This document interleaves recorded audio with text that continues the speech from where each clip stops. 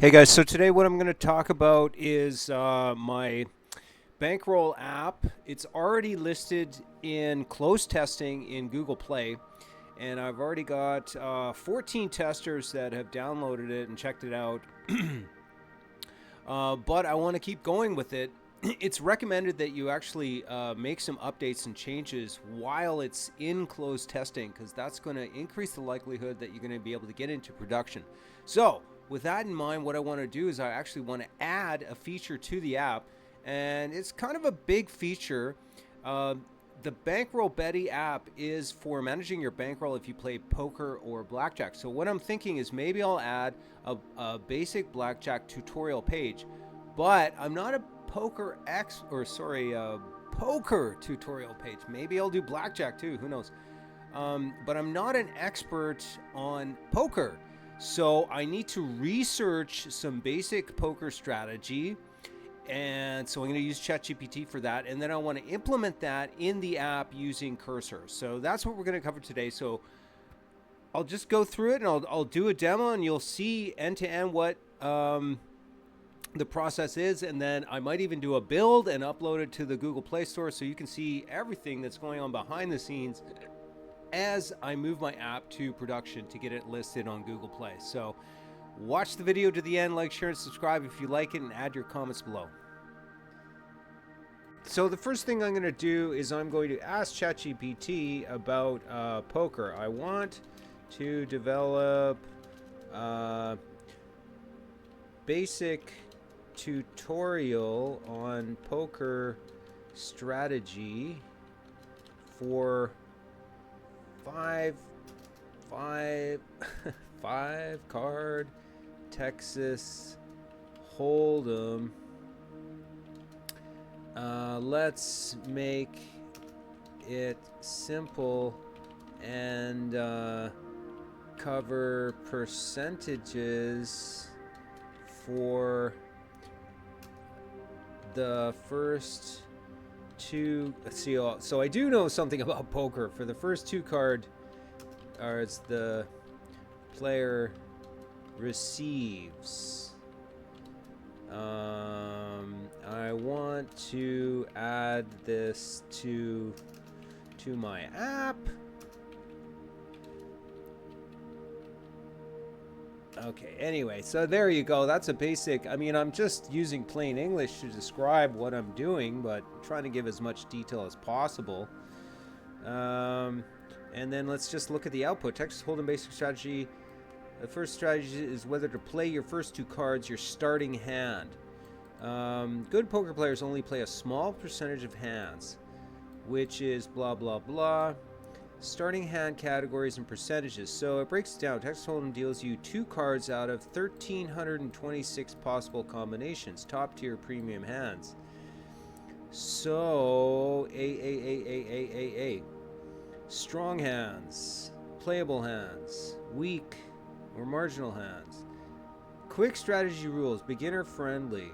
Premium hands. Always raise. Useful probabilities for the first two cards. So, optional, simple starting hand chart for your app. Great play always. Usually. Okay. If you'd like, I can also format that into a polished app-ready tutorial. Turn it into a beginner-friendly walkthrough or script lesson. Add a visual chart or infographic. So it can already help me with formatting the data, but that's the beginning. It's pretty good. I actually like the output that you can see. I'll try to zoom this in a little bit so you guys can see a little better. But yeah, so as you can see, useful probabilities. So I have this nice table. So I mean, I could just take that and then I can copy the table. Now, so how do I do this? Well, what I'm going to do is I'm going to open up my project. So this is it, Bankroll Betty. And I'm going to open this in Cursor. And then we'll be able to just start vibe coding this right away. Now, in order to make it fun, I'm also going to start up the emulator. So this is the Android emulator here, Android Studio. and it's on another screen, so you won't be able to see this, but I will put the emulator and make it visible. I mean, of course I will. Why wouldn't I do that? And then what we need to do, I mean, this is a demo, so I kind of want to have, so what I need to do is I need to open up my terminal in the project folder, and then I'm going to go, okay, I just show you everything I do. So I'm going to cold boot the emulator, and you'll see that start up. And then what I'm going to do is I'm going to actually start the project with the command nps expo start clear. So I can have this running in the server. You'll see it start. It's a pretty simple app, so it's not a big deal. It won't take long to start, but it has to bundle it and then rebuild the cache and all this stuff. It shows you what it's doing, and then we're going to load it onto our emulator so we can actually see and test as we code. And this is the fun of vibe coding, is you see the results right away, and then you can feed it back to the app, and you can get results right away. Sorry about the volume. I'm kind of having some mic problems, but okay. So I'm going to show you.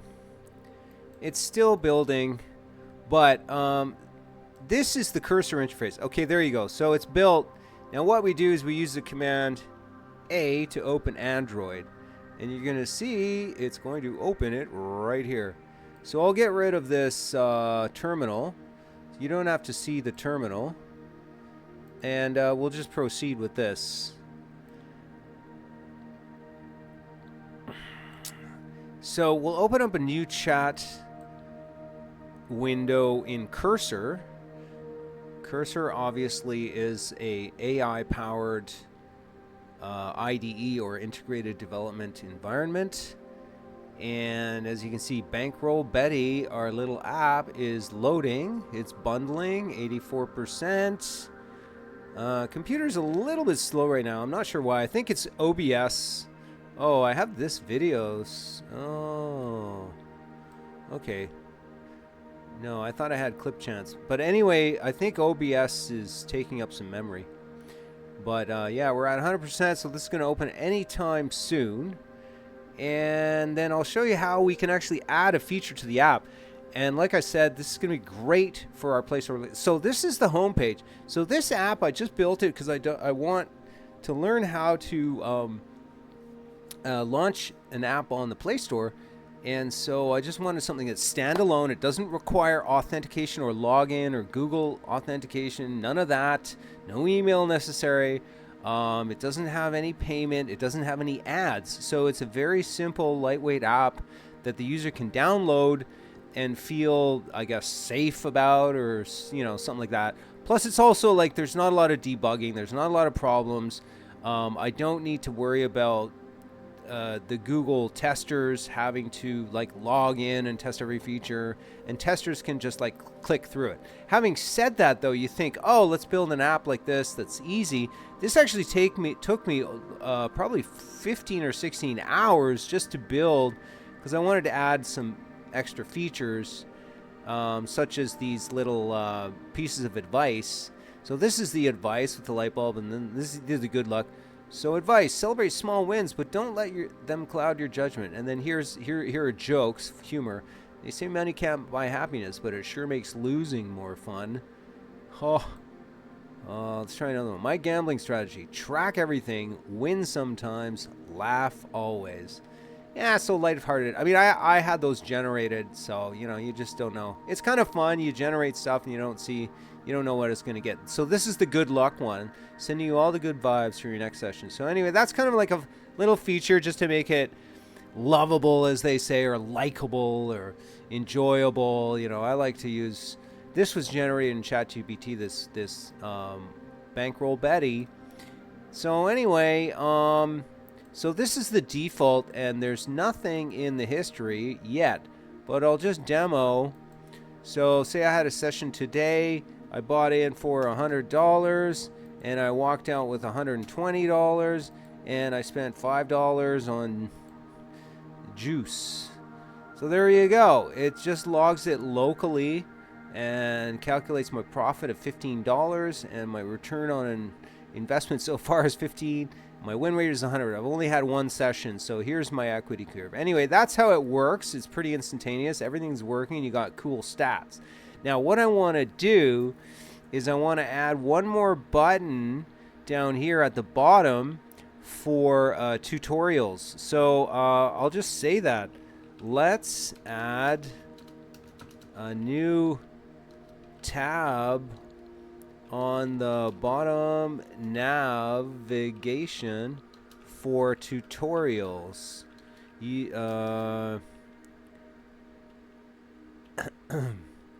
And add the tutorials page with blank content. Okay, so just to get it up and running quickly, it's going to generate the files that we need and just get it working right away. Exploring the code base. So I found that Cursor used to be faster. They keep doing all these updates, and I'm on auto mode, so I don't actually know which model or LLM I'm using. Probably not Sonnet. Sonnet's expensive. Could be Gemini. They're also developing their own in-house model, and so I don't know what models are using, but performance does tend to vary a little bit. However, I've found accuracy has been fairly good for almost all coding tasks. So as you can see, it's already implemented it, and I just keep all the changes. In here, I'll just show you quickly problems. There's no problems. If you have problems, they're going to show up in red. But so that's that. I kept all the changes, and then what happened? Now I have a tutorials link.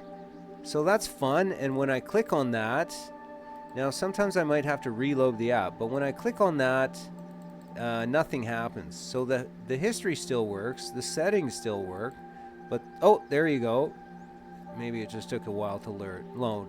So yeah, it's a blank page right now. So now let's add. See, I'll show you the power of this, because I don't even have to like worry about you know, formatting data. Let's just put this in probabilities for the first two cards. So I'm going to copy this, and I'm going to say useful probabilities for first two cards.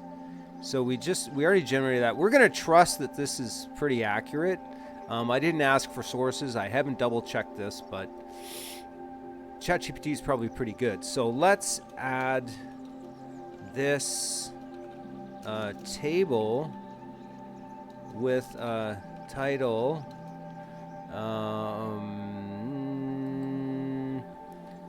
useful probabilities for first two cards. Probabilities for first two cards. So that's going to be the title, and here's the data. Here is the table. Now hopefully, I don't know, yeah, so that's in data table notation, which is kind of cool. So let's just add it. It's going to add it. It's a pretty simple task. That's just adding, well, it has to format it somewhat, but we'll see how it ends up looking. And then I'm not going to go through the whole thing. Oh yeah, look at that. Okay, so it's in there, but and there you go. Yeah, so it formats it quite nicely. And yeah, now I now have a tutorials feature. Now that alone is enough for me to save and build and upload this. I'm actually gonna I'll show you another trick, Bankroll Betty. Well, I won't take too long here, but I do this for every time I have something that's up and running and working. And then I'm just going to say git commit add tutorial feature with content. So that's it, and then I just get push. That's the quick and dirty method. So I've saved all that code and now it's pushed. So it's in my repo and I've got it backed up. And then, oh, I didn't keep that.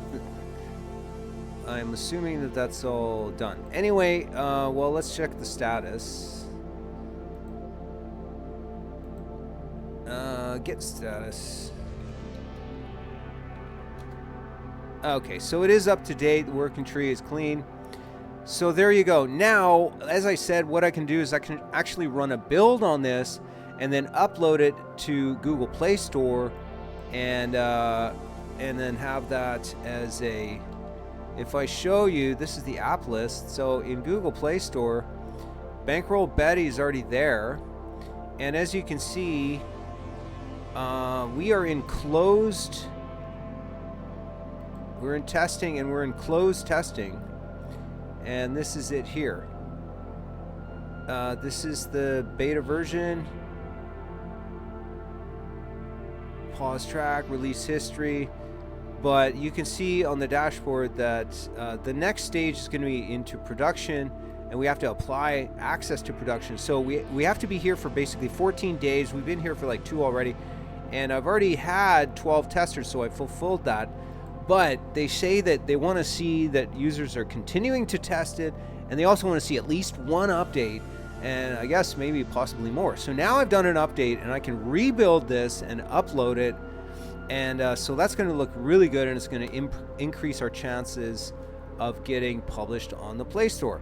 And I think, we got a lock on this. We're going to get published. It's a fully working app. It's pretty good, and it's got some value. So I'll just show you, let's reorder the tabs at bottom, put the log button in the middle, and the tutorials on the left of the log button. So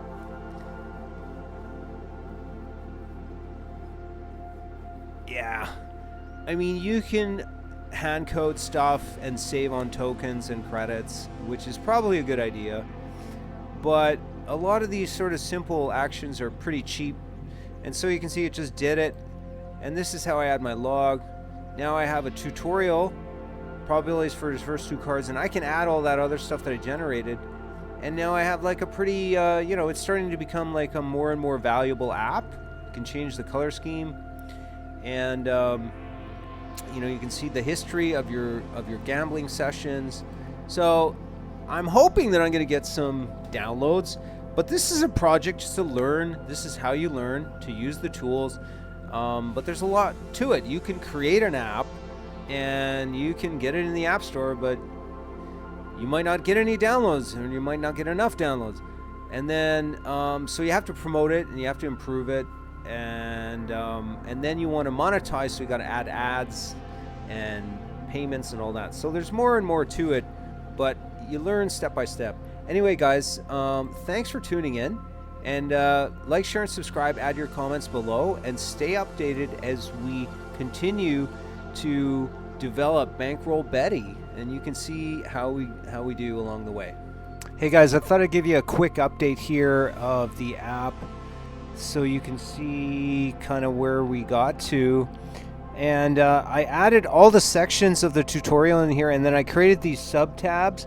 So if you go to, this is the home page of the app, and then if you click tutorials, there's an intro, Texas Hold'em basic starting hand strategy, and I put some emojis in there, and then starting hand categories and percentages, and then we have the strategy cheat sheet, rule 1, 2, 3, and then we have the probabilities chart that I showed you before, and then we have a chart that's a simple hand chart for your app.